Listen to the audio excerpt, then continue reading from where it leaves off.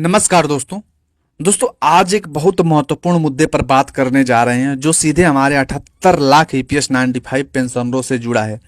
वे लोग जिनकी सेवा और मेहनत के बिना यह देश जो है चलना संभव नहीं था, लेकिन आज उनकी हालत ऐसी है कि सोचकर जो है दिल टूट जाता है। 2014 में न्यूनतम पेंशन 1000 रुपये तय की गई थी। उस दिन से अब तक न महंगाई का हिसाब रखा गया न पेंशन बढ़ी। आप सोचिए, इतने सालों तक काम करने वाले 36 लाख से ज्यादा पेंशनरों को अभी भी 1000 रुपये या उससे कम पेंशन दी जा रही है, जो न तो जीने के काबिल है और न ही तो सम्मान देता है ये पेंशन। हमारे प्रधानमंत्री जी से 2 बार हमारे ईपीएस 95 पेंशनरों की मुलाकात हुई।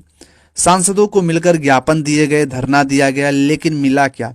अब आश्वासन सांसदों ने कहा कि अगर आपकी मांग जायज है और ये होगा, लेकिन संसद में वह मुद्दे ठंडे बस्तर में डाल दिया गया। किसी ने भी इस आवाज को नहीं उठाया, किसी ने भी ये सवाल नहीं पूछा।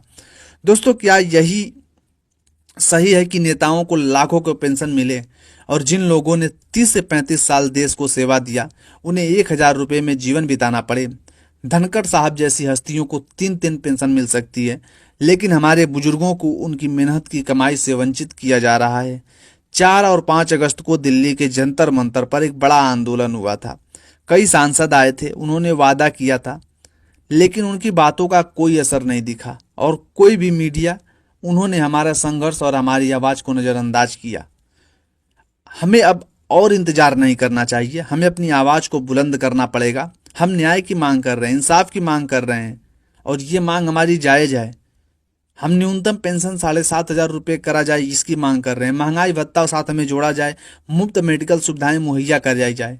दोस्तों, ये हमारी मांग नहीं, हमारा हक है। अगर नेता और मंत्री इतने पेंशन पा सकते हैं तो हमारा पेंशन बढ़ाना उनका कर्तव्य है। यह आवाज केवल हमारे लिए नहीं है, सभी मेहनतकश वर्गों के लिए है। यह लड़ाई न्याय की, सम्मान की है। आइए एकजुट होकर इस मांग को बुलंद करें। हमारी आवाज को दबाया नहीं जा सकता। हम इस देश के उन सच्चे नायक हैं जो लंबे समय से देश की सेवा कर रहे हैं। दोस्तों, हमें समझना होगा और आप सभी लोगों को भी जागना होगा, क्योंकि ये छोटा काम नहीं है केवल कुछ लोगों के सपोर्ट से। क्योंकि हमारे जो बुजुर्ग हैं वो वृद्धावस्था में हैं। बहुत सारे लोग जो है एक मीटिंग में आते हैं, दूसरे मीटिंग में आने के काबिल नहीं रहते हैं, क्योंकि वो लोग दवाइयों पे चल रहे हैं। इनमें आप और हमको सहारा बनना पड़ेगा। सभी मैं उन नवयुवक भाइयों से हाथ जोड़कर विनती करता हूं कि आप लोगों को भी इन आवाज को उठाना चाहिए। क्यों उठाना चाहिए? क्योंकि आपका हक है उठाना। अगर आप नहीं उठाओगे तो 8 करोड़ अभी भी ऐसे जो है ईपीएफ में, जो ईपीएफओ में योगदान देते हैं, 8 करोड़ के अनुमानित लोग हैं। अगर ये लोग भी खड़े हो गए, क्योंकि आपको भी ये दिन देखना है, आपको भी आने वाले टाइम में पेंशन जो है चाहिए, आप भी योगदान दे रहे हो। अगर आपको भी इसी प्रकार से जलील होना पड़े, इसी प्रकार से जो है सरकार धक्के दे करके भगाए, या इसी प्रकार से आपको भी बहला करके रखे, रोड पे रोड भटको आप, तो उस समय से अच्छा है कि अभी शरीर में खून है, गर्म खून है। आपको सरकार से सवाल करना होगा। आप धरना भी दे सकते हो, आप सरकार से हाथ जोड़कर विनती भी कर सकते हो, आप 1 घंटे 2 घंटे 3 घंटे बैठ भी सकते हो। लेकिन हमारे बुजुर्ग जो है वो असहाय हैं, उन लोगों का सम्मान करना चाहिए। क्योंकि मैं कई ऐसे जो है फंक्शन में गया जहाँ पे हमारी मीटिंगें थी, कहीं पे भी हमारे बुजुर्गों के सिवा नवयुवक भाई हमारे नहीं दिखे।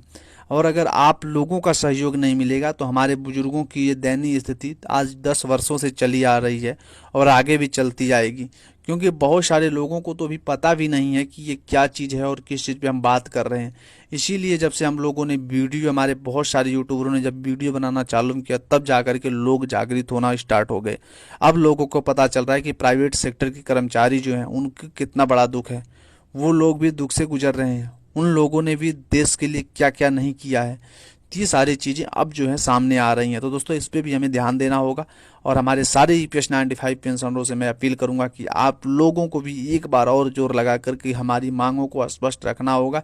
क्योंकि जब तक हमें कोई सरकार की तरफ से स्पष्टीकरण या लिखित में नहीं मिल जाता, तब तक जो है हम विश्वास नहीं कर सकते कि सरकार कब कहाँ पे पलट जाए और हमारी लड़ाई को अधूरी छोड़ दे। तो दोस्तों, हमें अपनी लड़ाई को अधूरी नहीं छोड़ना है, हमें अपनी लड़ाई को पूरी लड़ना है। क्योंकि ये हक है हमारा और हमने योगदान दिया है, हमने अपने खून पसीने से जो है इस देश को सींचा है। हमने उसमें से 1-1 रुपये जो है जेब काट करके, पेट काट करके उसमें डाला है। उसके बाद वो पैसे अगर कहीं और खर्च होंगे तो ये चीज़ें सही नहीं है। हमारे ईपीएस 95 पेंशनरों का पहला हक उसी पैसे पर है और वो पैसे हमारे पेंशनरों को मिलना चाहिए, हम बस इतना जानते हैं। तो हमारे सभी भाइयों से निवेदन है कि आप लोग एकजुट होकर के इसी प्रकार से आवाज़ उठाइए, वीडियो को शेयर करिए, लोगों तक पहुंचाइए। जो हमारे भाई अभी नहीं जागे हैं, जिन लोगों की आंखें नहीं खुली हैं, उन लोगों को लिए भी मैं संदेश देना चाहता हूं कि आप लोग भी सजग हो जाइए, क्योंकि कोई किसी का नहीं है। अगर आपने पेंशन की लड़ाई नहीं लड़ा खुद, तो दोस्तों हो सकता है कि आपकी कोई दूसरी जो है सुनवाई नहीं करेगा।